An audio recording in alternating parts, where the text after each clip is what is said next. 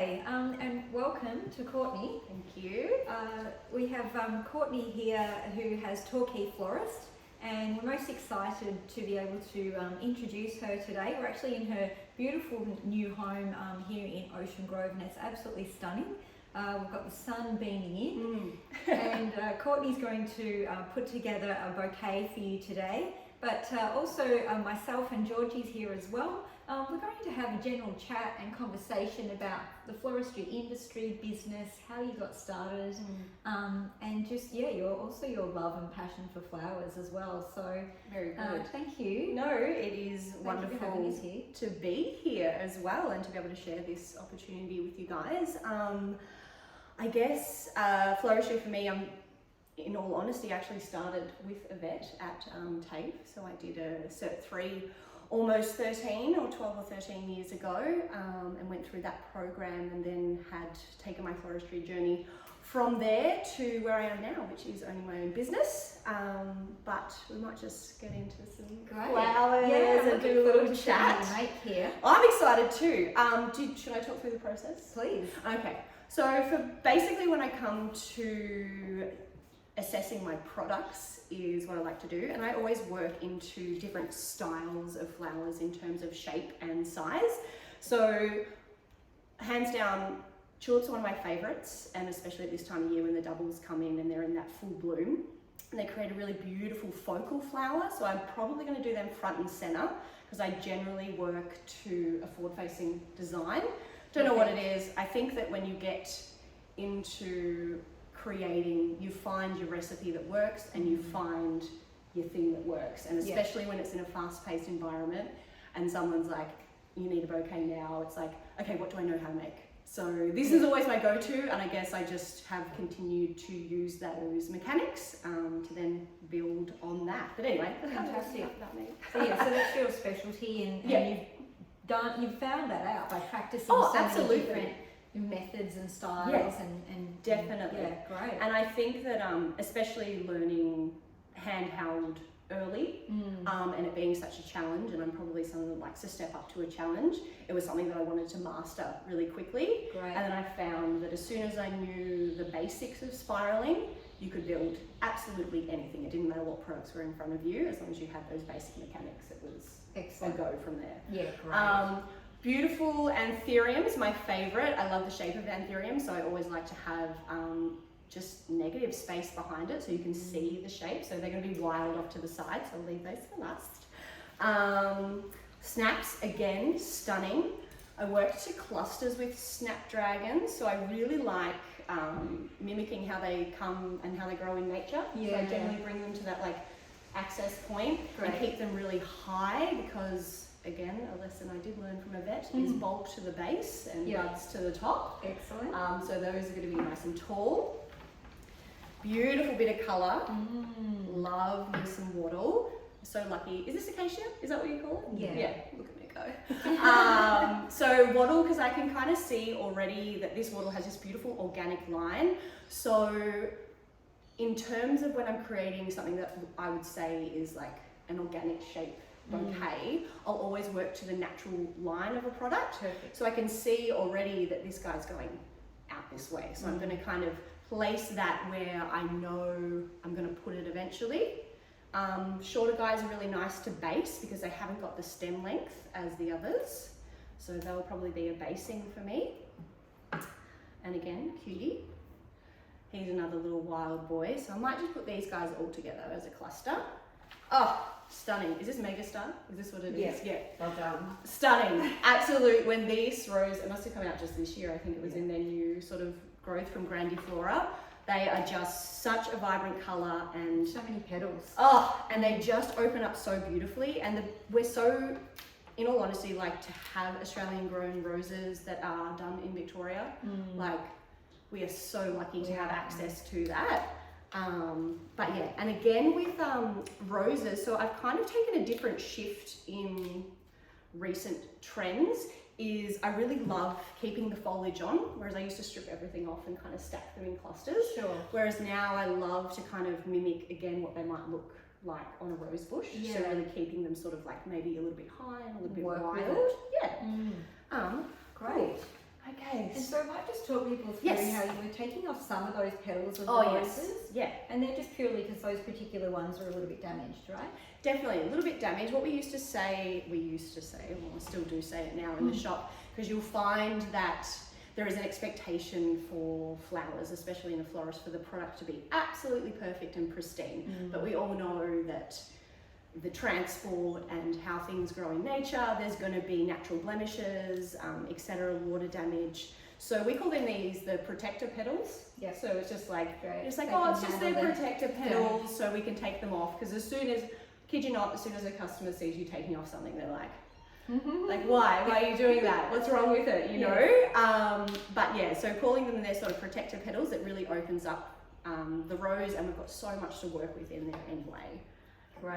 So I'll just get rid of those. Now And you've got some, you know, some people would class as somewhat challenging colours to work with. It's a very different colour palette. Yep. And it's a courageous, brave colour palette. And it's one that I would probably suggest is similar to your personality. Oh. Well, if that was all on purpose. no, Maybe. No, it's actually funny you say, because looking at it, this is so much what we work with in the shop anyway. Yeah. Like forever there was, I guess because parameters were put in early in floristry and you were expected to kind of fit in, it's like, don't put pink and yellow together and don't do this, but it's like, but why? Yes. You know, like, why not have fun with it? This is such I a love beautiful, vibrant, like summery palette, and it's just purely about, you'll see when I pop it together, is balancing the colours through the overall composition to create like that harmony. Yeah, which is what at the end of the day we're all trying to achieve. Exactly. That's the number one principle. Exactly. If we don't get that, then it means we haven't achieved any of the so others. true. So it's just a matter of working out where your colours go, how they transition together, so that it's not too much of a contrast, and then balancing through the whole arrangement. I find. Because you've got that contrast, but then there is the scale as well. Definitely. These snapdragons are perfect for it, aren't they? They are our fave. They're always on the so stand. good. Yeah, they're so good. And I think the fact that nature has put these colours together shows that Exactly. it's doable. Why not replicate and it? we should be working with it. Yeah. So true. So good. So Excellent. now I just need to take a deep breath and try and pop it together. Excellent. I mean, the theory's there, but it's whether I can do it. No, I definitely can. Again, as I spoke about with my basing, so I do still start with the three pieces for my spiral, or bringing them to the junction point. We always used to do like starting with a foliage base. I found now that if you can use a basing agent that's pretty cheap or economical, it works just as well, and then you have this ability to stack colour on colour, and then maybe doing a collar of foliage that just makes it just so much more impactful, really, instead of separating to get the size. Yeah, and customers love it because they feel like they're getting more flowers. Oh, absolutely. They don't necessarily see the value in foliage that we understand and have to pay for it. That's the thing. In many cases, more expensive than the flowers. So true. Using it as a base is just brilliant. And because it is always the question, I'll just have some foliage with that. Yeah. But then it's, the first conversation is, well, actually, that'll be an extra this. Yeah. And so then they'll find they'll put that towards the flowers. So if you can learn to work, as I said, work with the flowers, Great. it is a bonus. I'm going to come in with one of my snapdragons to start, just because there's a really nice strong stem, and I think you'll find that when you're working with tulips, they can be a little bit flimsy. These guys are great, so if you're using a really solid stem, it allows you to kind of use it as a structure and a framework for your flowers that might not be able to stand up on their own. But anyway, and protection. exactly. So just kind of finding my steps here. I've created where I think that my highest point is going to be until my wild boys come in. That's what we're going to call them. I have a tendency to refer to all of my flowers as boys. It's fine. It's just what we do. Finding the mid-range and then to my basing element. I call them boys when they're not doing what I want. I think that's fair. I think that's really fair. Just having a look, I always like to hold it out a little bit, and we're sending the stems to the back of the spiral. I probably don't need to talk through all of the elements, do I? Oh, no, just make it. It's most helpful if you would like to. Oh, okay. Fantastic. I'm sure that everybody watching will be very well, happy to hear that. Definitely in our workshops, I've found that I struggle to teach people who are left-handed, so if you're left-handed, Oh well, good luck. You're a mechanic, aren't you? No, No, I'm oh, not. okay. No, I do understand. I did find it really challenging to Yeah, teach it's people so hard for the spiral. I other find. pens. Oh yeah, Yeah. absolutely. So if I'm sending the head of the flower to the right side, I like to suggest that we're putting the stem on the back of the junction point. So the junction point literally acts as wee hands holding everything together. Yeah. Just I having a call it the gatekeeper. gatekeeper. I love that. That's really Meaning out. power. Again, having another little look, and I love this because this is working as my mid-tone, I would say, for that colour scale that Yvette had mentioned before. So just sort of seeing how I can place them together, just to make it a little bit more succinct and make the story of colour, I guess, be, how do you say it, like a narrative, I guess? Clear is the word. Yeah. As I mentioned before, with the snapdragons, I like to have them all coming as if they're growing out of the same sort of axis, or growing out of the same sort of access point. So again, just making sure that that angle is coming from that centerpiece. So it's that really kind of vegetative approach. Yeah, absolutely. Yeah. I can't even remember. I want to say formal linear. I don't know. I can't remember actually. It was so long ago. Yeah. Yeah, growing or presenting them as if they would grow is vegetative. Vegetative, yes. But what, you know, this style, well, that's if I think where you're going is where you're going. Yeah. We'll probably end up forming. Yeah, lovely. So again, you can see that I've popped the tulip in, and he is so beautiful, but he's kind of a little bit top heavy. So just take one of your stronger stems, which is your rose, and then find where you like it to go. And I'm probably just, again, threading it into the junction point, into the gatekeeper, and then we're starting to build the colour here. Yeah, so it's really having the flowers work with each other, getting them to work together. Definitely. Yeah. So something that I learned when I used to paint was this idea of triangles.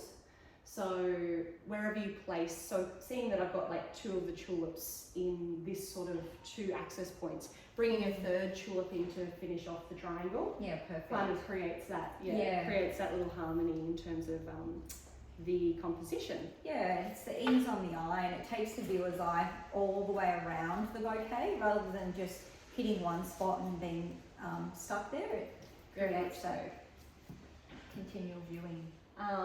And the other thing that we did learn, and it stuck with me forever, is mountains and valleys. So always mimicking or imitating nature. So just really ensuring that, but in saying that as well, as soon as I was lucky enough to work at a florist in Sydney that had quite a substantial following and everything like that, I learned a lot when I got there. And they used to refer to them as actors. So you've got a leading, you've got a leading role, you've got a support, then you've got, back of stage, you've got all of that. So it's learning that all of your flowers have an important role, but they don't all need to be center stage and all on the same playing field in terms. So it's just learning that we like to recess and draw things up until it looks, again, similar to what you would see in nature. Perfect. Well, that's a really good, fun way to it's definitely, easy way to remember. It is an easy way to remember. So again, I sort of find it's a traditional style. I want to say it's called Y, but I'm not sure, in terms of old floristry. So I generally do a point on either left and right side with almost a void in the middle and then coming up to the other side. I just find that it really, for front facing, it gives it, it balances it in a unique way and allows you to cluster your flowers together with maximum impact and maximum colour impact. Yes, void is one of the parts of the space element that a lot of people can be really challenged by, because it's sometimes the want, and certainly for me, is to try and fill every spot. But we have to pull back and remember that actually the void space is kind of the magic. That's the thing that draws everything in and makes it makes it really stand out. Now we come into, and I think that it's really dependent on what sort of florist you're either working in, or so in terms of long stem roses, originally we were always taught don't cut down your roses and things like that. But for me, I find that it's just using it in the best way possible. Yeah. So if that means that you do need to bring it down low just to get that nice little stacking of colour as I've done here, I say go then for you do it. Yeah. Because basically. otherwise you would have to have 3 bunches of all the same colour. Oh, exactly. And also then you generally not having the same size head, because usually the longer the stem, the larger the head. So if you're going low, that means you need something larger because of balance. Yes, so true. So if you're choosing a shorter, cheaper rose, then you're not getting that size. No, that you it's need in so the base true. of it. So, It is so true. yeah. So going back to these guys, like you can see that this stem isn't necessarily straight, but it's got a really beautiful organic curve. So don't try and work against it, always work with the natural line. So I'm just going to come in here to back those guys. And again, going to start achieving that Y sort of shape that I had mentioned before. You're still always crossing your stems. I think that a lot, what happens with the forward-facing bouquet, we get really flat at the back because everyone's sort of just building on top, similar to a sheath, which you can make, which is meant to sit flat. But I find with forward-facing, you can still send what is a backing piece backwards, just to still create that rounded shape. Yeah, and creates depth. Exactly. Yeah. It'll adjust. Because generally they're still always seen on the side as well. Oh, always, absolutely, absolutely. And I do have this guy he was just so pretty, so I'm just going to bring him in. It's a stunner. Yeah, so nice. And then my last little thing is what I would call, we call them locking stems at the shop. Not sure if that's correct, but it's just even taking little bits, creating a new stem length, and just drawing it in below whatever your focal flower is, just to keep it in place basically. Sure. And it also acts as a buffer when you're tying off, so you're not cutting the stem, which is always annoying when you finish and then it snaps. Yes. It's not infuriating at all. So I'm going to come in with, I feel like these are a bit stacked, but I'm not going to play around with it too much. So we're just going to come in with, again, the anthuriums and keeping that, again, that negative space. So I just want it to come out nice and long because we're going to use the stem length and allow it just to have its own, you know what, you don't even need to be there. You're going, goodbye. I just love them. When I do this sort of cluster to the side, I generally stick to 2s and just doing something staggered. Yes. I don't know whether it's from, I don't know, almost those old botanical drawings. They always do like sort of 2 stems or like 1 stem and a bud higher. Yes. Just something that I've always, it's just an aesthetic that I've chosen to go with. Right. And it works for me. And beautiful. I mean, people buy my bouquets at the end of the day, so that's all that's what's important, isn't it? Exactly. And so tell us about your business. It's in Torquay. Yeah. It's obviously a retail. Yeah, we are a retail shop, so I was lucky enough that I was working there for a period of time, and then there was an opportunity to purchase the business.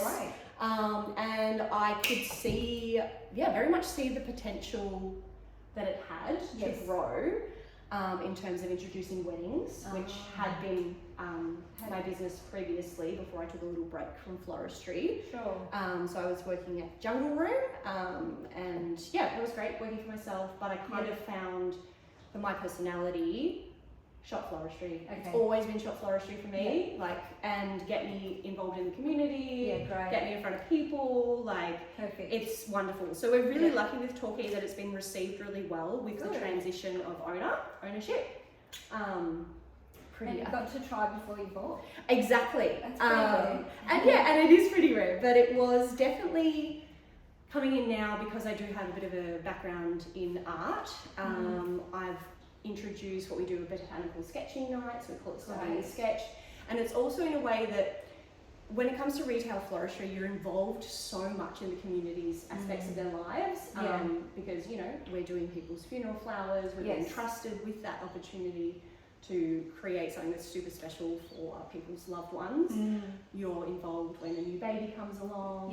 It's like a lifetime customer. It is, and you do have a lifetime customer if you make that effort to keep the rapport there, because they are such beautiful people, and most community-based florists are like florists. Communities are so welcoming to a florist. So with our study and sketch nights, it really allowed us to invite people into the space. Build that relationship. And so they knew who the florist was behind the flowers. Isn't that wonderful? Yeah, and it's been great. Yeah. It's been received really well. And, That's good. you know, and then it kind of, if we do make a mistake, because we're not perfect, I feel like we get a little bit more leniency now that they know who we are. Yeah. So they're like, oh, don't worry, Courtney wouldn't have meant it, you know? Yeah, that's so true. That's wonderful. But yeah, so loving the shop, wonderful. This will be, we didn't have the advertising last year because we didn't have a portfolio for our weddings. Sure. So last year was basically our first sort of wedding season. Okay. So we're really lucky that we've, you know, filled the books this time. We've still got a few spots available, but it's really nice, and we've kind of managed to already create a name for the brand. Wonderful. That people are seeking out Torquay Florist to do their wedding flowers. That's so, great. Yeah. And I imagine it's an area, like the whole region really, including here where we are now,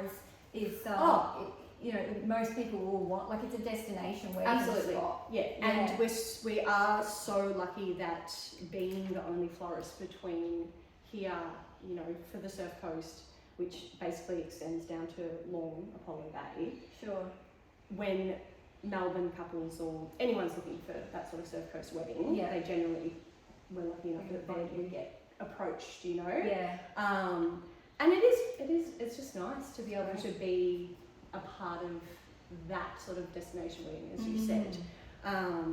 But yeah, we do lots of other things, and you know, it's all sort of coming together. I'm just going to put my final piece in here. I've kind of assessed everything, and I'm pretty happy, and it's nice and wild and wonderful. We've got a bit of movement in there. Again, as I was talking about, keeping the foliage on the roses, just to give it that as if it's sort of coming out of a rose bush, just to break up that nice stacking of yellow there. But because it is so long, I'm going to bring in one of those locking stems, as I had indicated earlier. Just creating a new little stem here. Learning that we don't have 3 arms, so we have to learn to just get dexterity happening in our fingers. And then these guys locked in. Tie that one off. Nothing over the junction point. Yeah, it's fantastic shape. Yeah. I think what's great about this style of bouquet is that it's great as a gift, but you could, you know, having treated the flowers a little bit differently, it's the same style that you can create for a wedding bouquet. Oh my goodness, well. absolutely. Absolutely. It's so versatile. And and it really is, and it's just that matter of like you can keep going and it can come bigger, or you just lengthen off the stems. Like I probably could have had these guys a little bit higher because they were quite stacked. But you know, it's wild, it's beautiful, like from any sort of angle, and we're using like following the organic shape like that is available to us. So fantastic. He's a pretty guy. Excellent. Yeah. Oh, it's beautiful. Yeah. Thank you. Yeah.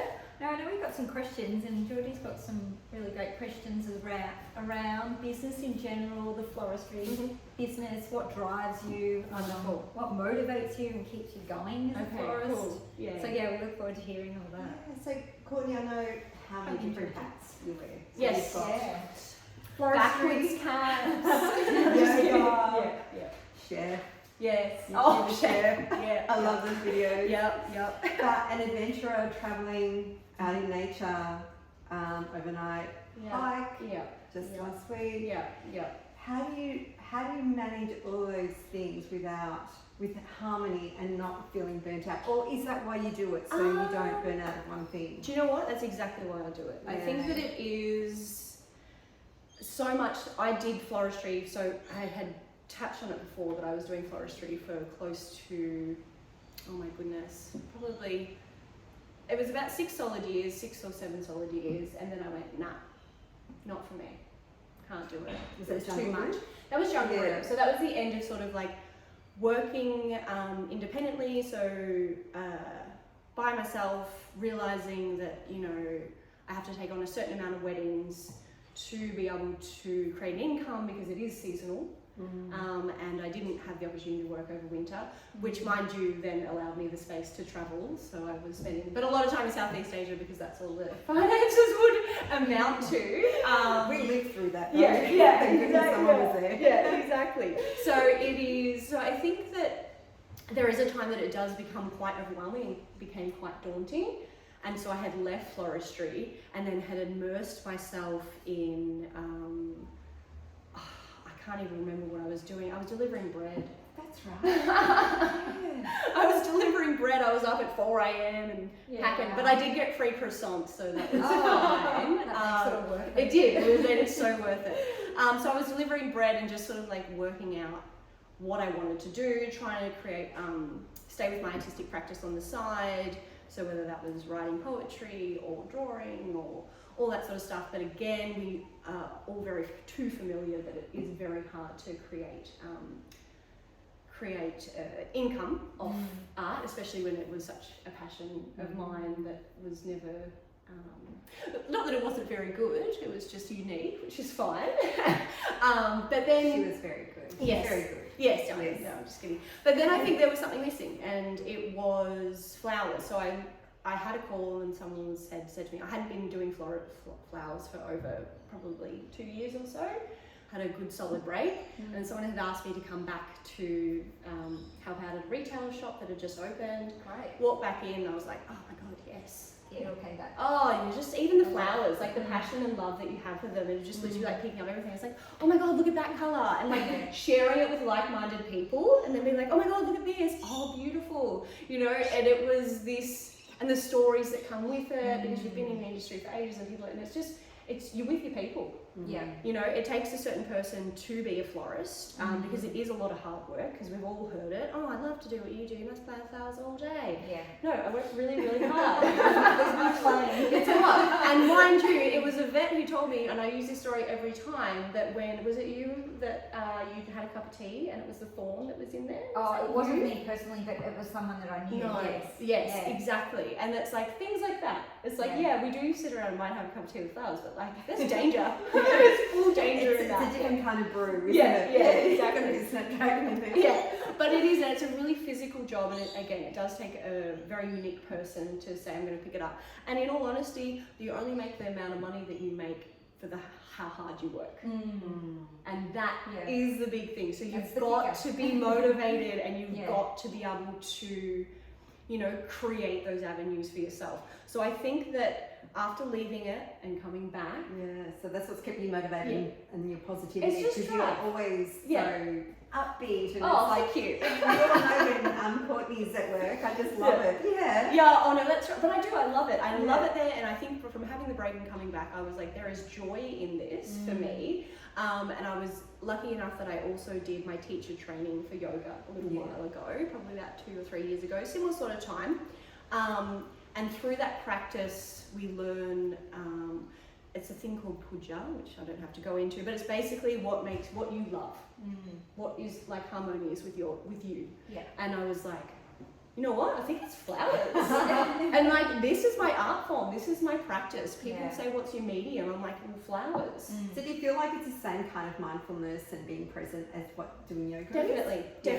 It is, because at the same time, so with yoga, we're obviously taught to be within the body when you're breathing and being conscious the whole time, because the mind is super volatile. It will take you out and tell you all these terrible stories at times and play on those, what we might consider weaknesses of ourselves. But yoga brings you back to body. So does floristry, because you are constantly thinking, where am I going to put that? Yeah. It is an engrossing practice, but you're also like, oh, that's really pretty. Oh, look at the shape of that. Oh, the texture of that stem is a bit different. Oh, this is a nice strong one. You know, like it's, there is chatter, but it's always chatter directly and consciously as to what you're doing in that very moment. I liken it to the heart mind, that when you're arranging flowers, you're using your heart mind, not this mind. Yes, It just kind of absolutely. shuts this off. Absolutely. And it's directed from here, which is all emotion. So which true. is, you know, just connecting with Yeah. the energy of the flowers. And it's it almost is. like they're driving you to put them where you And it is. And it's one of those things as well, is because we can't necessarily, as the florist, manipulate the product. You're forced to go, okay, you've got 15 minutes, well, 10 minutes most times. Five. Is it ready? It's not wrapped, just hold on, you know, it's letting put a bow on it at least. But you're on this timescape to go, okay, well, here are your materials, go. And that kicks it into overdrive. Yeah. And the mind is like, you don't have time to be like, oh, okay, what am I going to cook for dinner tonight? No, I've got to make this bouquet right now, and then another one after it, and another one after it, and they're all going to be different products and different materials. Yeah. And so there is an incredible art form that when you do master it, it's, it is a flow, isn't it? It is. Yeah. It so is. So, but yeah, sorry, I do digress, but coming back to the conversation as to why I do so many things, I can find that every little thing that I do taps into each of the others. Yeah. If it's one, it becomes stagnant, and it becomes a reason to be bored with it in a sense. So they're almost like pieces of your puzzle that make Absolutely. you tick. Yeah, That's absolutely, right. Anything that is creative and like asks you, I guess, to be present, like cooking. I'm not thinking about anything else. I'm trying to think about, are the onions sweated enough? So, you know, it's it's all part and parcel. So, And is that something you've had to practice to be in the moment? Oh, Or is it definitely. something that you're naturally good at? 'Cause a lot of Definitely people are not. For me, I've always struggled to, I don't know, kind of keep on track, keep focused, things like that. Where I found the ability to focus has been if I am doing something that is creative with a direct result. Like, tried oil painting, absolutely not. Takes too long to dry. I'm bored, I'm done. Sure. There's no result here. Yeah. It just keeps motivating. So result driven. It is result driven, but it's like, it's almost like instant. Instant gratification. Yeah. So I So you would have eaten the marshmallows oh, in that test. absolutely. I wouldn't even been allowed to eat the test. I would have eaten the ones next door. It's so true. So it's just and then that's what I find, that when you do have these sort of creative tasks, then with a direct result, and you get to see it, and then also just one of my biggest things in floristry is when people, you hand it over, it's wrapped, because wrapping is, presentation is key, it's wrapped and you hand it over and they're like, oh my god, it's beautiful, and you're like, yeah.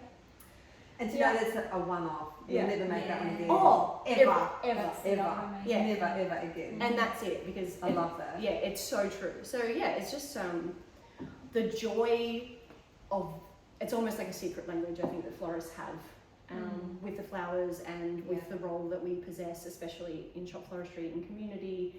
It's amazing though, because even in like Victorian times, you know, if I sent you a bunch of freesias, I was telling you that I trusted you with my life. Yeah.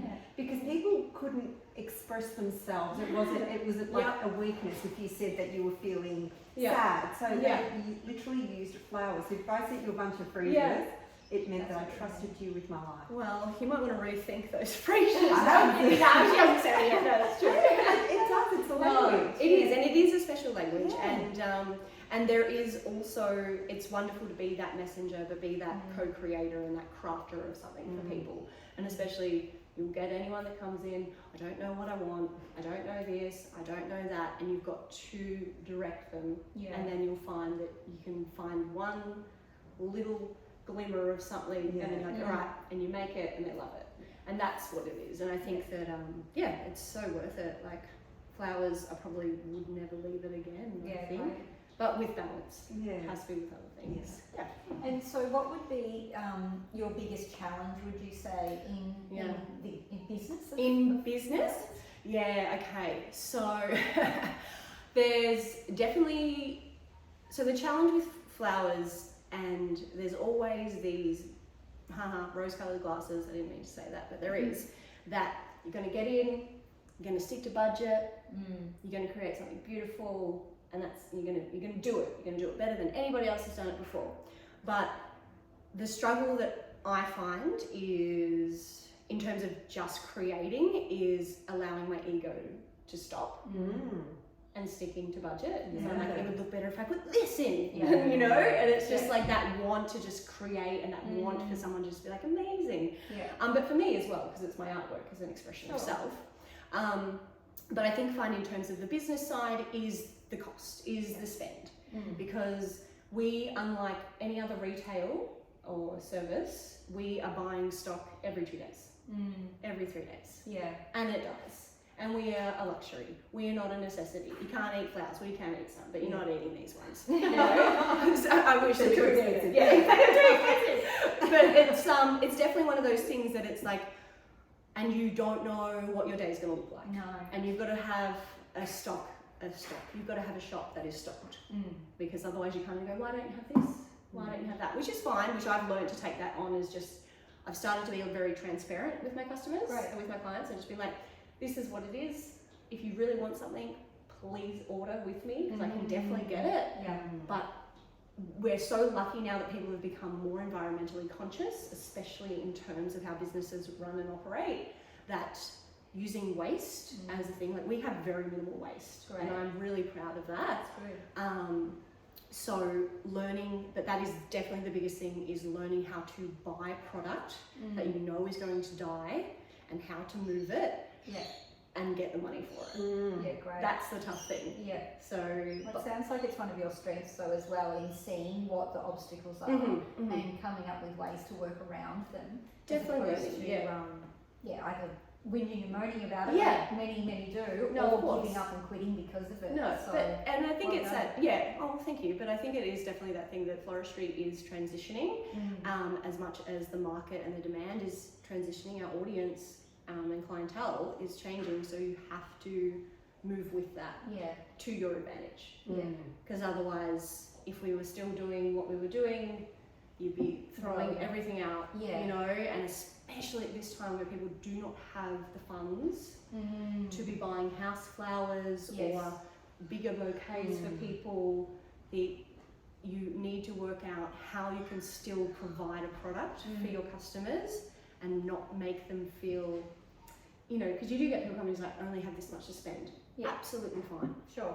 Just grateful that you You're chose grateful, to spend that money here, Yes. where you could have spent it anywhere. Yeah. So I think it's important connecting with your customer base, and then always working to that. Yeah, really. you're working with them and Yes, educating absolutely. them. That then helps to solve those for you. That's great. Definitely. Yeah. Excellent. Oh. One more question. Okay, good. Yeah. Okay, Sorry, I could so- talk forever.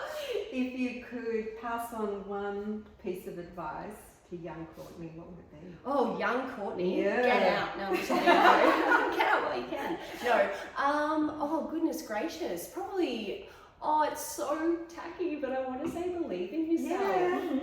Because so much of the anxiety and times where I've decided and justified quitting, essentially, has been because I just didn't believe that what I was doing was good enough, was what people wanted. Sure.